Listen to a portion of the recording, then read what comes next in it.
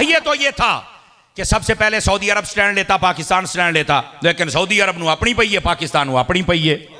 ऐसा ही है ना जी। इन हुक्मरानों को चाहिए, तुम्हारे ऊपर नजरें हैं पूरी दुनिया की और तुम पूरी दुनिया पर राज कर सकते हो, लेकिन तुम आपस दाखिली इंतशार में बहुत ज्यादा, कोई है सियासी पार्टी नू जेल च निकलोता है, कोई एनू तू निकलोता है, कोई एनू, वो अल्लाह दे बदियो केड़े यब नू पै गए हो, केड़ी मुसीबत नू पै गए हो, और तुहानू होया की है यार, क्या मुसीबतें हो तुम यार। खुदा का खौफ करो, इस पाकिस्तान के आपसी इख्तलाफात से निकल कर तुमने तो पूरी दुनिया के अंदर निकल कर और पूरी दुनिया की कमांडें करनी थी, और तुम आके आपस में लड़ाई झगड़ा तुमने शुरू कर दिया हुआ है। और देखो जब बंदे आपस में लड़ते हैं ना, इधर देखो मेरी तरफ, तो फिर कुफर पता कैसे फायदा उठाता है। अब देखो 3 दिन हो गए इंडिया ने तुम्हारा हशर क्या किया हुआ है, और वैसे भी उनका जो मीडिया है वो खबर देने में ऐसे लगता है, उन्होंने खबर सुन लो ना तो एवं लगता भी जहाज जेडे ने ना वो शेखुपुरा टप्पे आते रहे उन्होंने। हाँ हाँ, मजाक तो इलावा इतने आ ननकाने के नेड़े नेड़े जे, ते 10 मिनट बाद फैसलाबाद पहुंचने वाले जे, ये हो गया। मैंने कहा ये एक अलग मसला है, कुफर में इतनी ताकत नहीं होती, मुसलमान के साथ इतनी जल्दी पंगा नहीं लेता, लेकिन वो आहिस्ता आहिस्ता करके एक एक बंदे को मारता है, जैसे गजा फलस्तीन में किया। और वैसे दूसरी तरफ ऐलान कर दिया कि हम तुम्हारा पानी बंद कर देंगे। देखिए पानी बंद करना तो हमारे आर्मी चीफ ने कहा, इसका मतलब यह है कि यह जंग है और असी तुहानू दसांगे तुसीं पानी किवें बंद कीता है, और उम्मीद यह है कि हमारी फौज, हमारी दुआ और हमारे जज्बात उनके साथ हैं, असी पानी खुलवावांगे। लेकिन मैनू इंडिया की समझ नहीं आती भी पीना तो तुसीं गां दा पिशाब है ते पानी काहदे वास्ते बंद कीता जे। इसे तरह ना जी मम्मा को गल ते दसो ना यार, वो पीना तो तुसीं फिर गां दा पिशाब है और पानी बंद कर दियो केना दा, जिना ज़म-ज़म पीना है। इनके साथ ऐसा रवैया ना रखो, तुहानू समझ नहीं होनी तुहाडे नाल होया की है।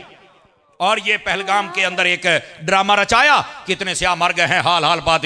पाकिस्तान ने अच्छा जवाब दिया, इन्होंने कहा कि फजाई सरहद बंद है, कोई तुहाडा जहाज साडे उत्ते लंघ सकदा, अच्छी बात है। और दूसरा इन्होंने भी कहा 48 घंटे ने सारे इंडियन निकल जाओ इत्थों, असीं तुहाडा बंदा को नहीं रखना, अच्छी बात है। और साथ में बॉर्डर उन्होंने कहा तुसीं बात ऐसी भी बंद कीता, असीं कोई चूड़ियां नहीं पाईयां। और हमारे आर्मी चीफ साहब ने यह भी कहा है, उन्होंने कहा जिद्दां दा तुसीं हमला करोगे इंशाअल्लाह ओदे तो तकड़ा जवाब आएगा। और यहां पर पहली तो बात है, आलमी दुनिया को समझना चाहिए कि ये अगर जंग लग गई तो ये एक एटमी जंग होगी, याद रखो, बचेगा कोई भी नहीं, ठीक है। तो पहली तो बात है दानिशमंदी से काम ले, और दूसरी बात यह है कि ये झूठा प्रोपेगेंडा है, इससे बचें। और तीसरी बात यह है, हमारे हुक्मरानों को इधर देखो, हमारे सहाफियों को, हमारे मजहबी बंदों को, हमारे ताजरों को, हमारे सियासतदानों को, हमारी इस फौज को सोचना पड़ेगा कि आखिर ये सारे हम पर हमलावर क्यों हो रहे हैं। कहीं हम आपस में इख्तलाफ तो नहीं ज्यादा कर बैठे। आपस के इख्तलाफात को खत्म करो। सहाफती तौर पर, तिजारती तौर पर, सियासी तौर पर जितने इख्तलाफात है तलखियां कम करो, मजहबी तौर पर जितने इख्तलाफात है कम करो, मेहरबानी करो, खत्म करो, और सारे एक पेज पर जमा हो जाओ। इन्हें बताओ हम मुसलमानों की भी हिफाजत करना जानते हैं और अपने मुल्क वतन अजीज की भी हिफाजत करना जानते हैं। समझ आ रही है हजरात के कोई नहीं आपको? तो इस वास्ते जब मुसलमान आपस में अपनी सीटों की तरफ देखता है तो फिर कुफ्र इन पर हमला आवर होता है। लेकिन अल्लाह की रहमत के साथ हमारी फौज एक ताकतवर फौज है, और यही बात है जिनकी फौज ताकतवर होती है उन पर कुफ्र जल्दी हमला नहीं कर सकता। इसी वास्ते 3 दिन हो गए इंडिया की हिम्मत नहीं, लेकिन उन्हें बहुत ओछे हथकंडे जरूर इस्तेमाल किए। लेकिन मेरी दुआ है अल्लाह ताला मेरे मुल्क की हिफाजत फरमाए। जाहिरी सबब फौज है, अल्लाह हमारी फौज को ताकत और हिम्मत अता फरमाए।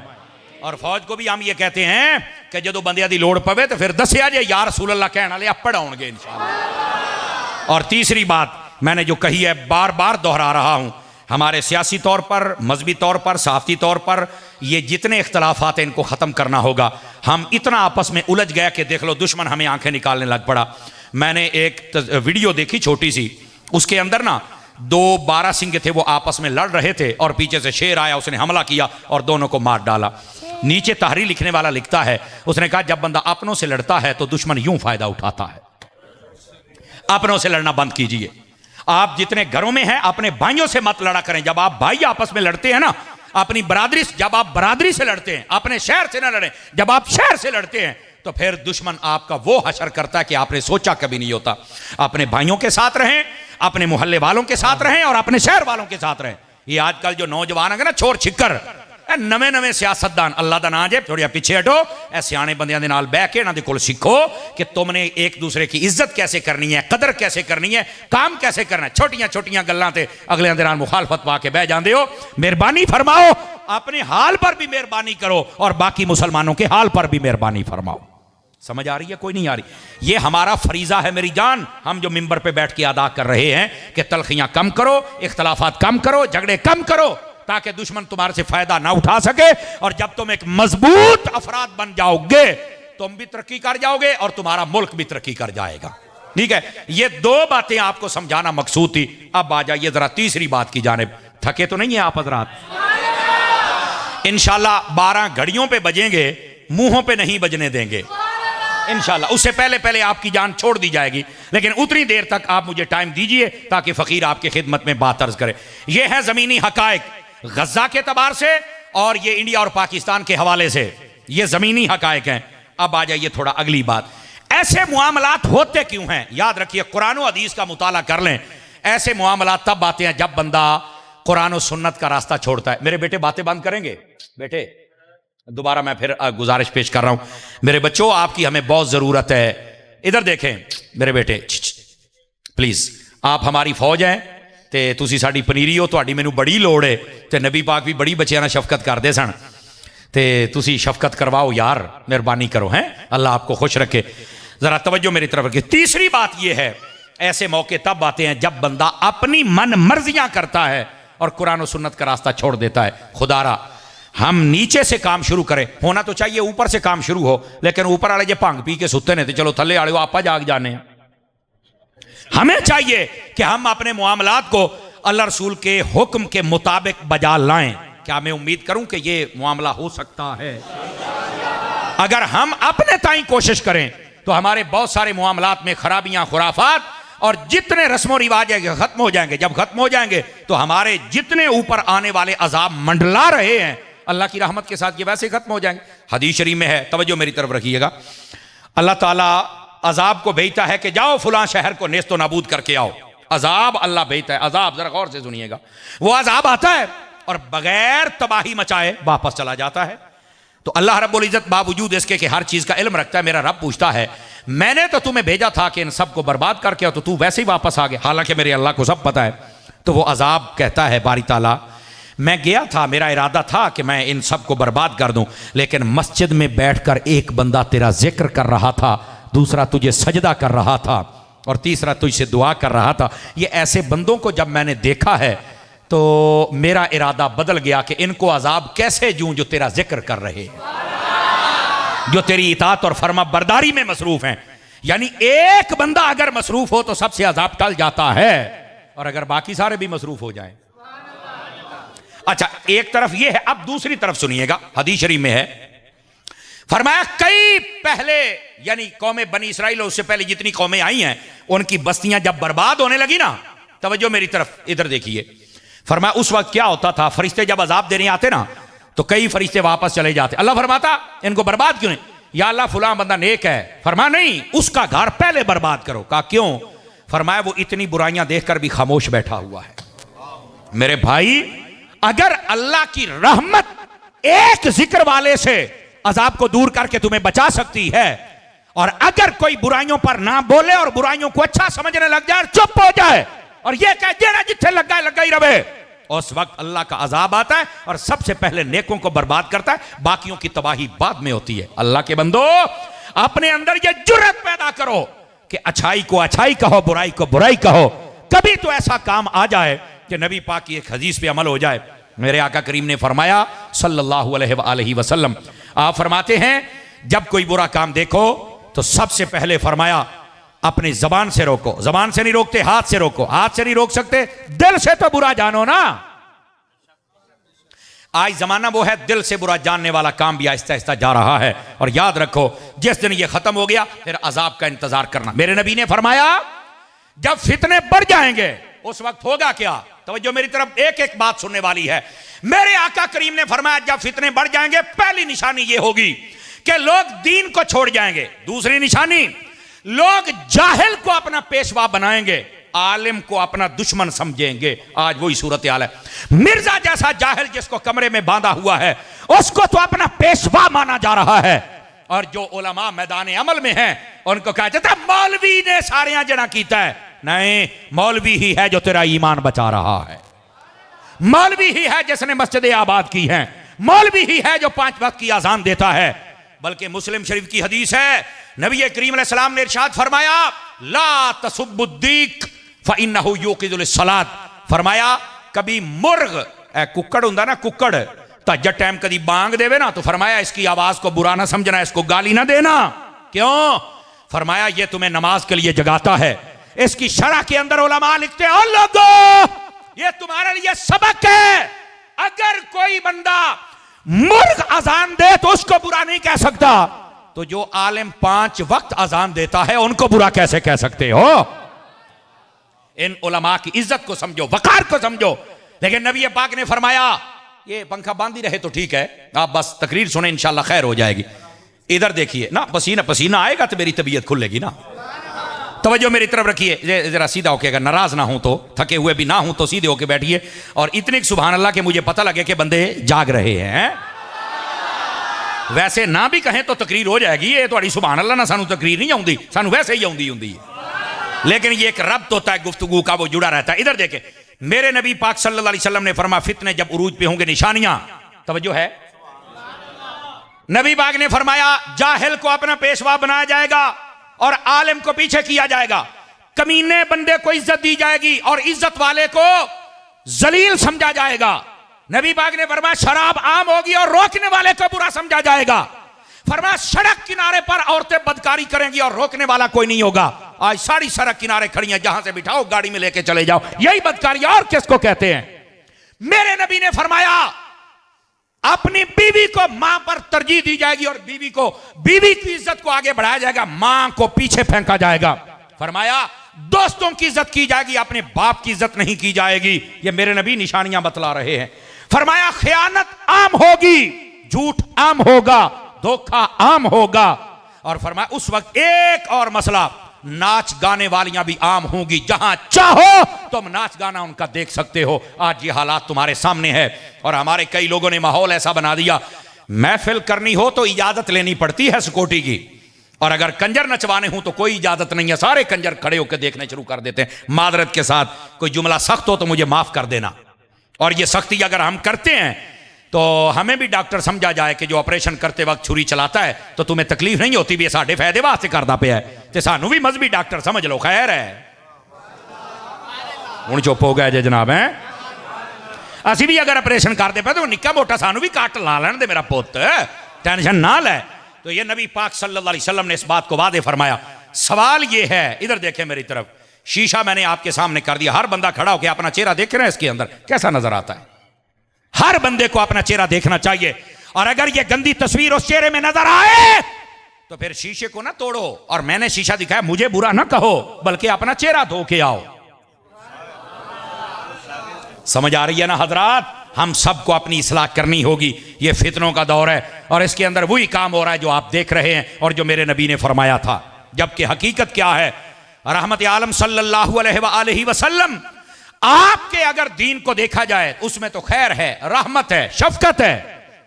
नबी पाक सल्लल्लाहु अलैहि वसल्लम तो यहां तक फरमाते हैं कि जो किसी रास्ते पर चल रहा हो और देखे कि रास्ते के ऊपर कोई अटकल वाली चीज है, रोड़ा है, वट्टा है, कंडा है, फरमा उसको अगर कोई हटा दे तो अल्लाह उस बंदे के लिए जन्नत का रास्ता आसान फरमा देता है। हमारे दीन में तो इतनी खैर है, लेकिन आज वो कहां गई खैर? हमारे दीन के अंदर इतनी खैर है, नबी पाक सल्लल्लाहु अलैहि वसल्लम आपने फरमाया, गौर से सुनिएगा, बनी इसराइल की एक बदकारा औरत थी, फरमाया अपने गंदे मकसद पे जा रही थी, बुखारी शरीफ में रिवायत है, कुत्ता एक प्यास से मर रहा था, उसने अपना जूता अपने दुपट्टे से बांधा और कुएं में लटकाया और उसके अंदर पानी निकाल के कुत्ते दे मुंह च पाया, उसकी जान बच गई। अल्लाह ने उस वक्त के नबी अलैहिस्सलाम से कहा इस औरत को कह हमें तेरी अदा ये पसंद आ गई, हमने तेरे गुनाह माफ कर दिए हैं, अच्छे अमल कर, हमने तुम्हें जन्नती बना दिया। हमारे दीन में जान बचाने पर इतना बड़ा अजर है, तो जहां बदकार औरत कुत्ते की जान बचाए उसका ये हाल है, तो जहां एक मुसलमान की जान बचाए।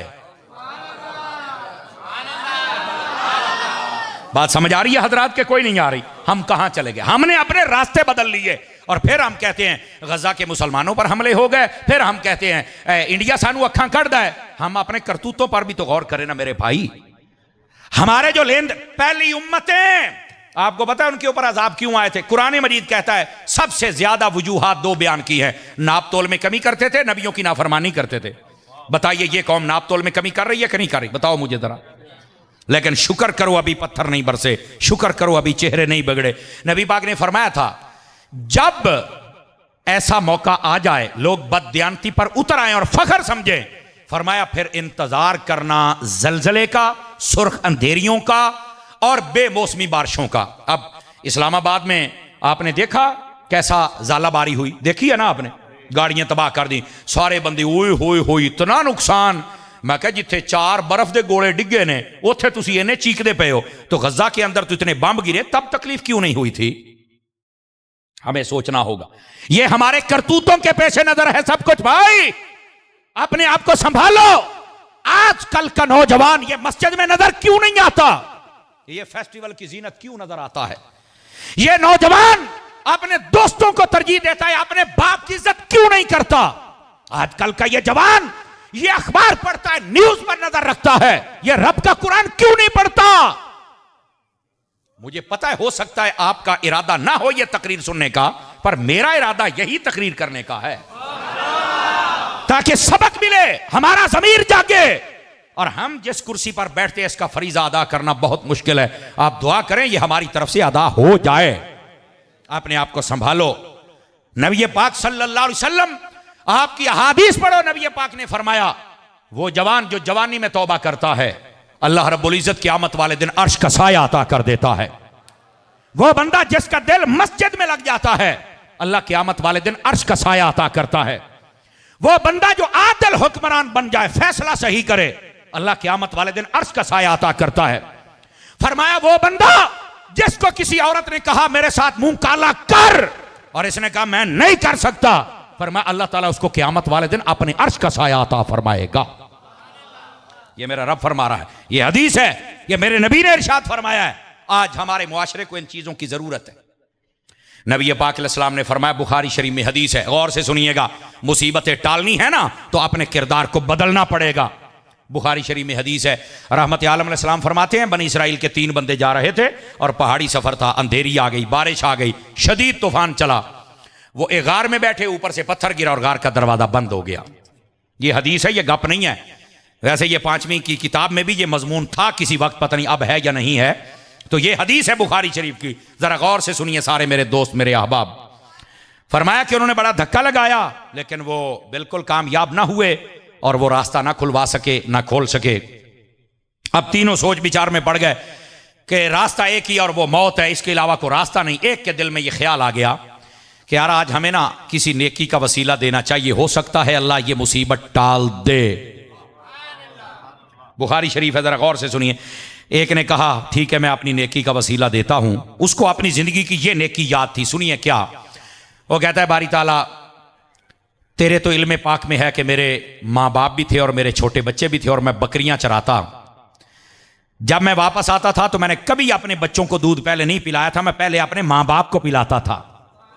मेरे अल्लाह ये सिर्फ तेरे नबी की तालीम की वजह से तेरी रजा के लिए मैं करता था। और उसने कहा, ये बुखारी में, बारी ताला वो रात तो मैं तो भूल सकता हूं पर तू कैसे भूले, तू तो रब है, कि जब मैं आया और मेरे माँ बाप सो गए, मेरे बच्चे बिलक रहे थे, मैंने दूध उनको नहीं पिलाया, पहले अपने माँ बाप को पेश किया, बाद में बच्चों को। बारी ताला अगर ये माँ बाप के साथ हुस्ने सलूक तेरी रजा के लिए था और तूने कबूल किया है तो आज ये मेरी मुसीबत तो टाल। फरमाया ये कहने की देर थी, पत्थर को झटका लगा और बाहर से रोशनी की लकीर आना शुरू हो गई। उनको समझ आ गई कि नेकी कबूल हो गई, ये वसीला।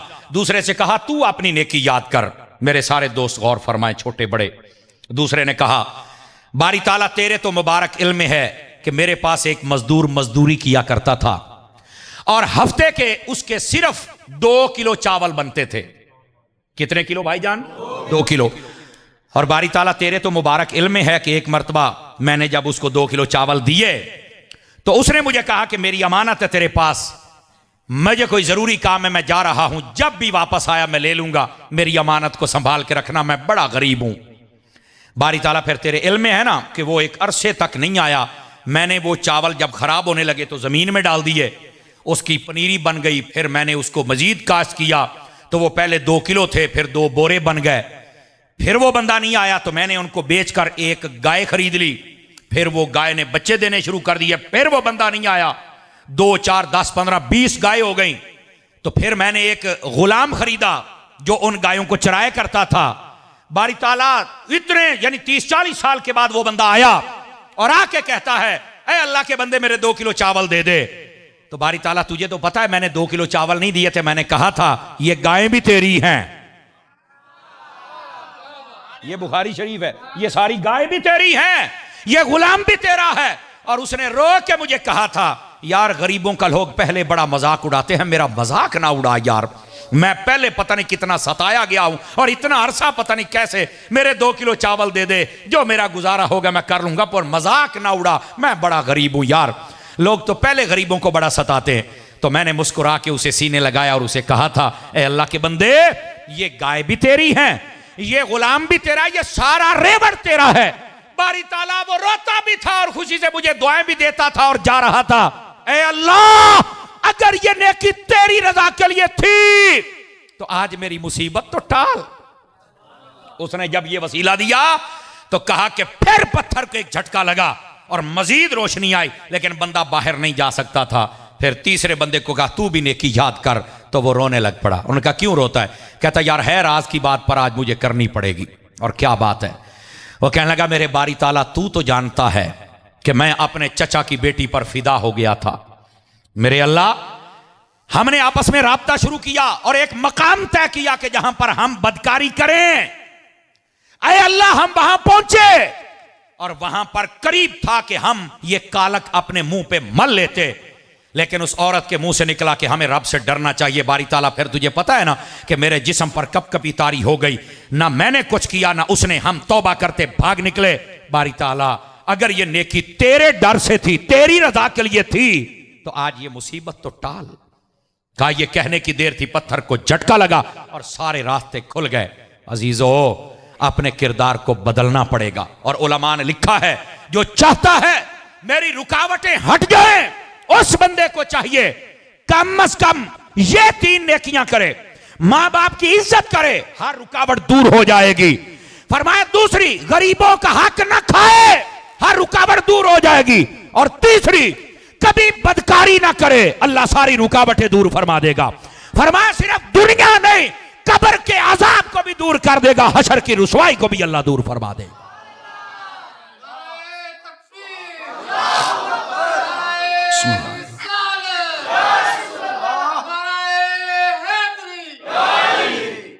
मेरे अजीज और प्यारे दोस्त, जब तक हम अपना किरदार नहीं बदलेंगे, हम अपने आप को नहीं संभालेंगे, उस वक्त तक ये रुकावटें हमारे सामने आती रहेंगी। तो अपने किरदार को बदल के दे, खुदा की कसम ये सारी रुकावटें दूर हो जाएंगी और अल्लाह ताला दुनिया भी बेहतर फरमा देगा और आखिरत भी बेहतर फरमा देगा।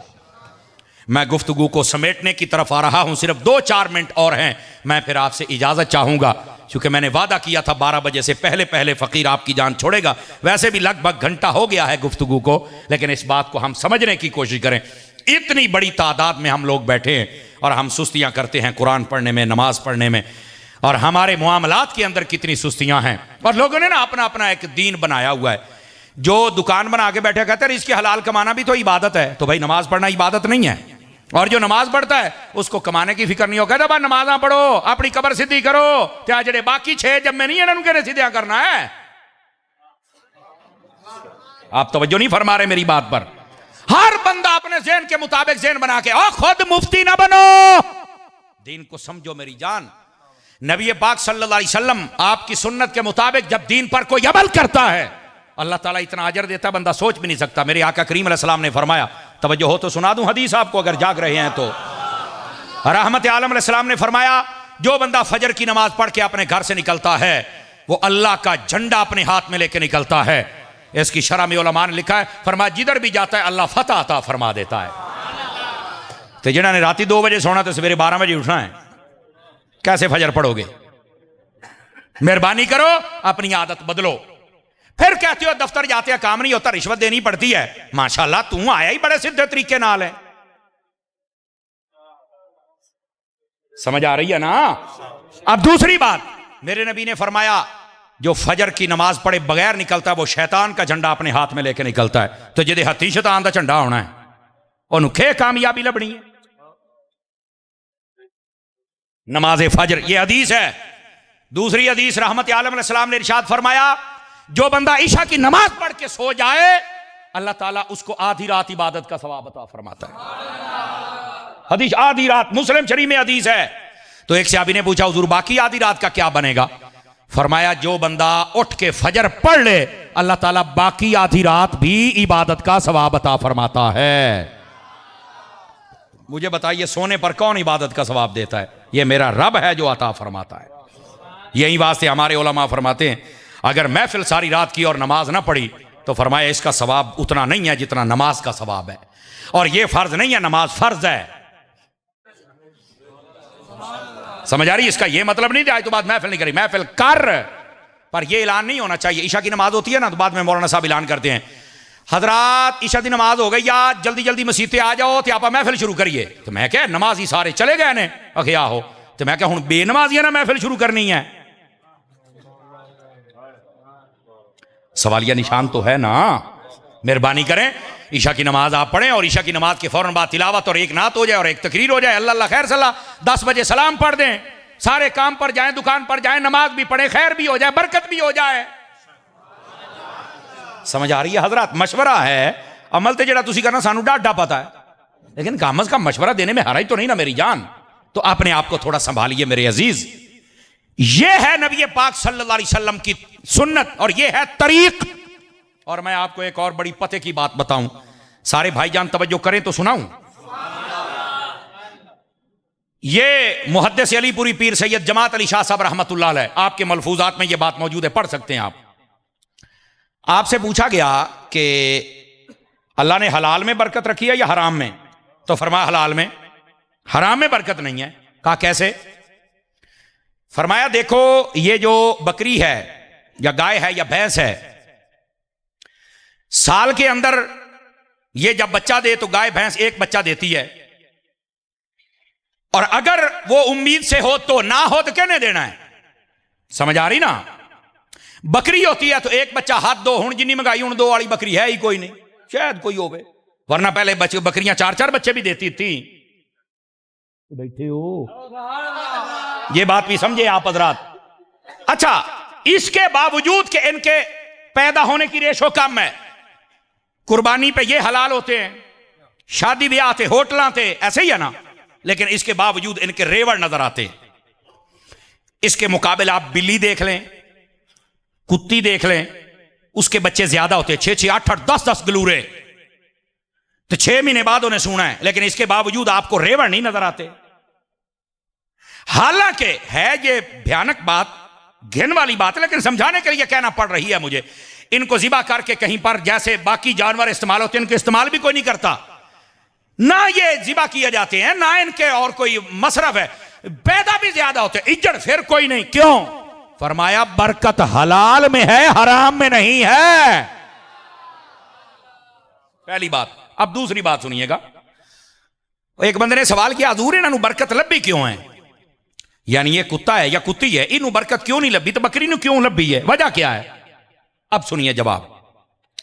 फरमाने लगे वजह यह है, कुत्ता जो होता है ना रात के पहले हिस्से में जागता रहता है, लेकिन जब पिछला पहरा है तहज्जुद के बाद ये सो जाता है। और जो बकरी होती है ये पहले पहर में सो जाती है, तहज्जुद के वक्त उठ जाती है। कुत्ते की बरकत इसलिए खत्म कर दी कि तहज्जुद के वक्त सो गया, चंगे वेले सो गया, सोने वेले सो गया, फरमा तेरी ऐसी बरकत ही चुक लइए। और बकरी को बरकत इसलिए मिल गई, फरमा तहज्जुद वेले उठिए। ये मैंने तुम्हारे जमीर के दरवाजे पर दस्तक दे दी है, अब कुंडा तुमने खुद खोलना है। अगर बकरी जाग जाए तहज्जुद के वक्त, हालांकि ना उन्हें मसीती होना है, ना उन्हें नमाज पढ़नी है, तो ना, लेकिन तहज्जुद का टाइम बाबरकत है, उसमें जागने से ही अल्लाह ने उसको बरकत दे दी है। अल्लाह के बंदे, तू और मैं क्यों नहीं जागते हैं? हम रात के पहले पहर में जागते हैं, पिछले में क्यों सो जाते हैं? क्यों हमारी हरकत बकरी वाली नहीं है और क्यों कुत्ते वाली हरकत पे हम चले हुए हैं? जुमला सख्त है, बर्दाश्त कीजिएगा। क्या हुआ क्या है मुसलमान? मेरे भाई आज कहते हैं बरकत चली गई, वो सारी रात तो ठेले पे बैठा रहना है, तहज्जुद दा टाइम होता तो चुप करके सौ जाना है। ना अज़ान फजर, ना नमाज फजर, ना तिलावत कलाम। मुझे पता है ये बात सुनने के बाद सुभान अल्लाह बहुत मुश्किल होती है, लम्हा फिक्रिया है और अच्छी बात है, आपने सुना है और मुझे उम्मीद है अमल भी करेंगे। टाइम से सोएं और तहज्जुद के वक्त टाइम से उठने की आदत। और आपको पता है ये डॉक्टर हज़रात कहते हैं सवेरे उठ के जरा सैर करया करो, कहते हैं ना जी, ये सवेरे ही सैर क्यों, रात ही क्यों नहीं? कभी सोचा है? कहते हैं जी वो टाइम ऐसा होता है कि उसके अंदर ये रक्शे, ये बसें, ये ट्रक और ये चीजें नहीं होती, डस्टलेस माहौल होता है सारा मौसम, यानी उसमें धूड़ ते कट्टा ते रक्शे ते ये वो नहीं होता। मैंने कहा ये तेरी डॉक्टरी तहकीक है, तुम्हें सूफिया की तहकीक बताऊं? सूफिया कहते हैं जो बंदा फजर के वक्त उठ के जरा बाहर निकलता है ना, अल्लाह ताला उसको शिफा देता है, उसकी सेहत के लिए फायदेमंद है। क्यों? फरमाया वजह यह है उस वक्त जागने वाले या नमाजी हैं या कुरान वाले या तहज्जुद, जितने डाकू, लुटेरे, शराबी, बदमाश, बदकार, ये सारे सोए हुए होते हैं। ये हवा नमाजियों के जिस्म से टकरा के जब आती है तो जो जो इस हवा में सांस लेता है अल्लाह उसे भी शिफा अता फरमा देता है।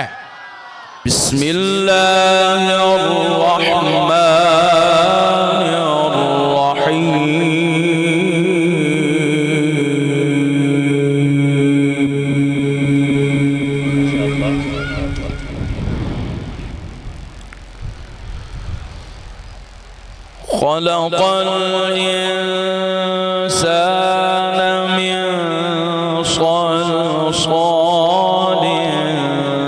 कल्फ़ख़्ख़ार।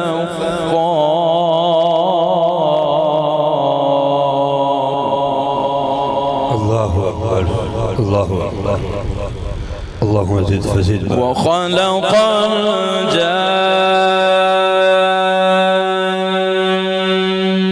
मिन मारिजिम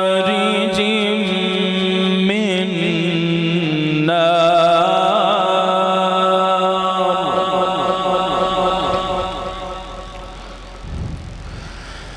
फ़बिअय्यि आलाइ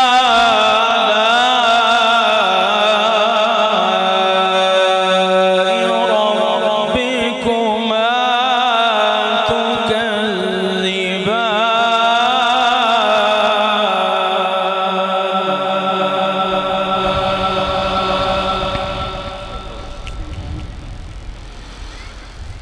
रब्बुल मशरिक़ैन व रब्बुल मग़रिबैन।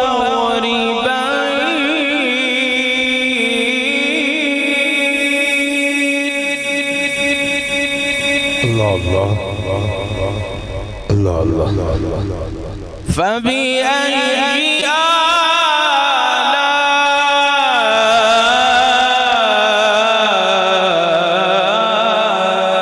रब्बिकुमा तुकज़्ज़िबान।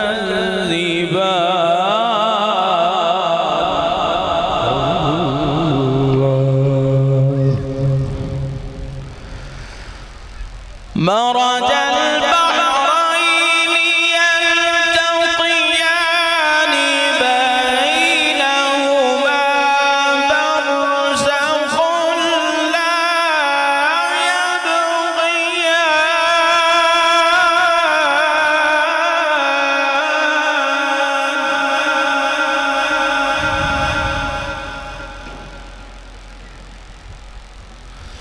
फ़बिअय्यि आलाइ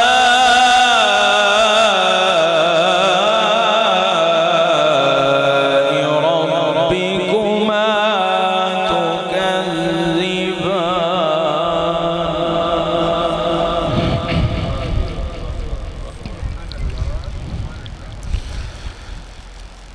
यख़रुजु मिनहुमा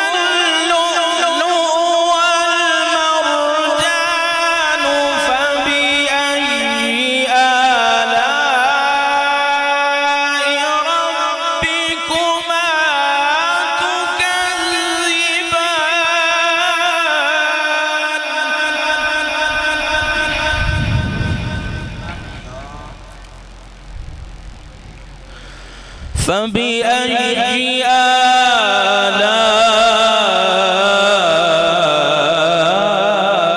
آلاء ربكما تكذبان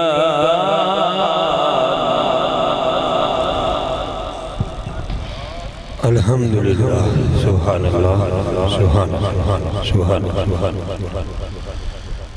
يخرج منهما اللؤلؤ والمرجان فبأي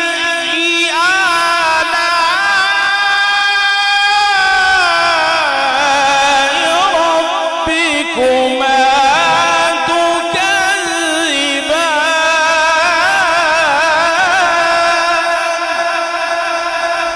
الله أكبر الله أكبر سلامت وله الجوار المنشآت في البحر كالأعلام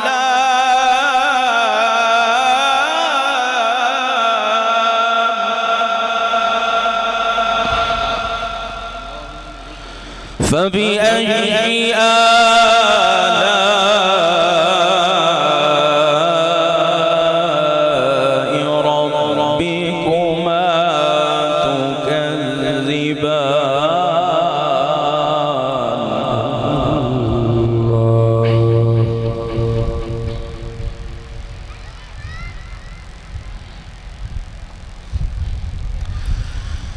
بسم الله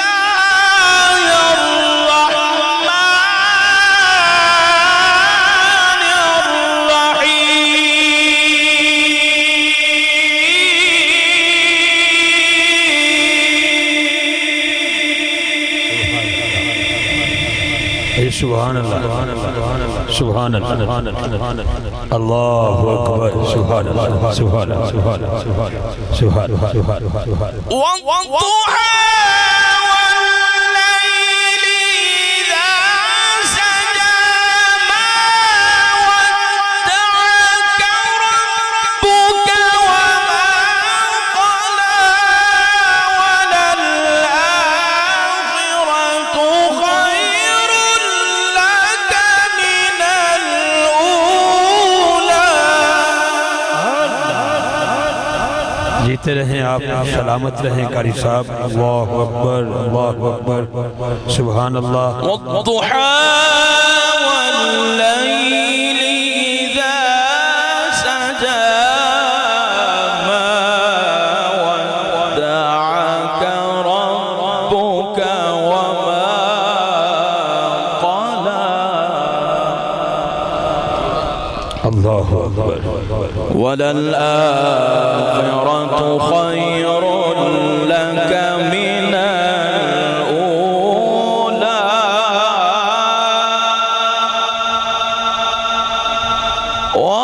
ولسوف يعطيك ربك فترضى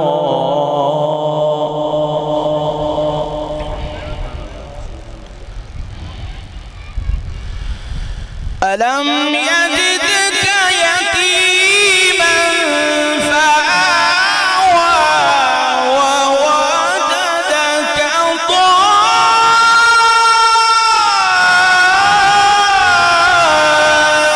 ضالا فهدى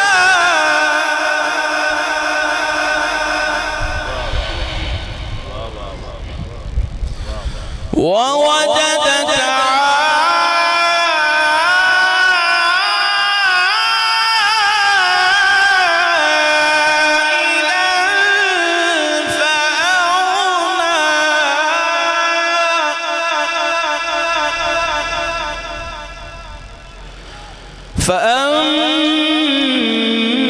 فأما اليتيم فلا تقهر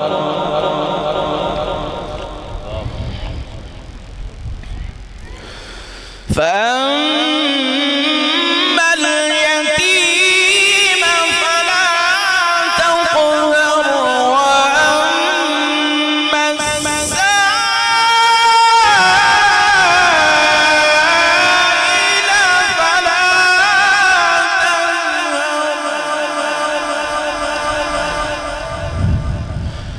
وأما